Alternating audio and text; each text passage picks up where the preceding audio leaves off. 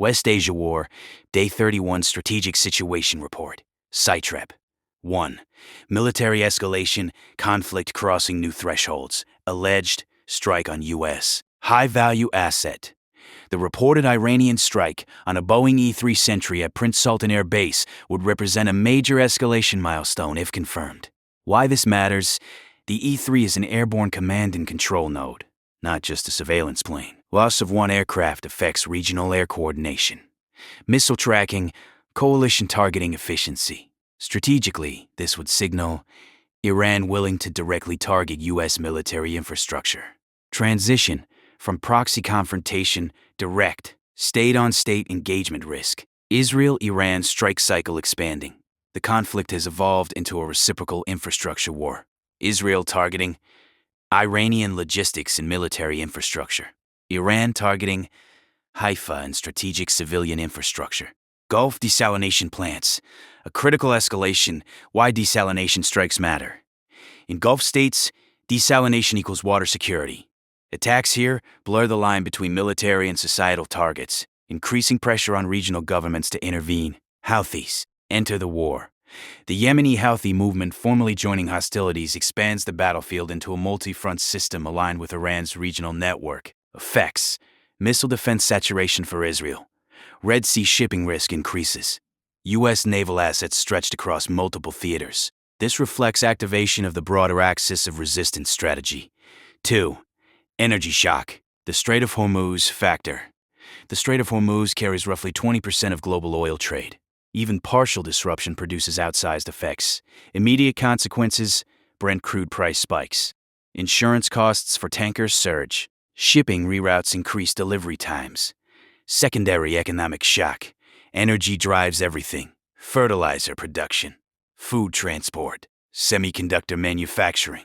This resembles early stages of 1973 oil crisis dynamics. But within a globally interconnected supply chain economy, markets respond not just to shortages but uncertainty risk premiums.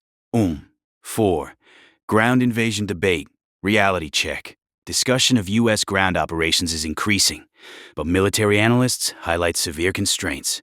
Operational realities: mountainous terrain, large population, dispersed missile forces, hardened underground facilities. A ground campaign would dwarf Iraq, 2003, Afghanistan, 2001-2, 2021. Meaning current rhetoric may serve more as deterrence signaling, negotiation leverage, than imminent planning.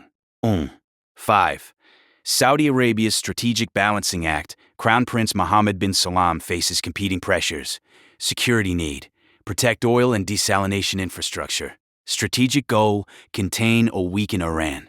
Political constraint: avoid domestic instability or direct war exposure. Saudi policy now appears aimed at supporting outcomes indirectly while minimizing direct battlefield involvement. 6. Ukraine's emerging role. Ukraine leveraging its battlefield expertise against Iranian drone systems is geopolitically significant. Implications: Ukraine diversifies military partnerships beyond NATO. Gulf states gain real-world drone defense experience. Energy cooperation may translate into financial and military support for Kyiv. This connects two previously separate conflicts into a shared defense ecosystem. 7. Religious and information dimension.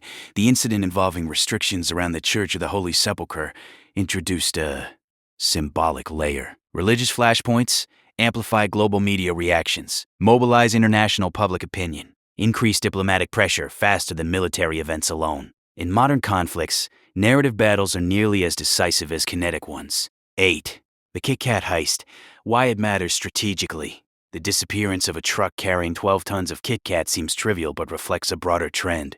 Rising cargo theft correlates with inflation, supply shortages, disrupted logistics networks. Historically, spikes in freight crime often precede deeper economic stress phases. Strategic assessment. Day 31. The war is entering a phase, shift characterized by multi-front regional participation, economic warfare via energy disruption, direct risk to U.S. assets, global supply chain consequences. Expanding diplomatic realignments. The conflict is no longer purely military. It is becoming a global systems crisis affecting energy, finance, and geopolitics simultaneously.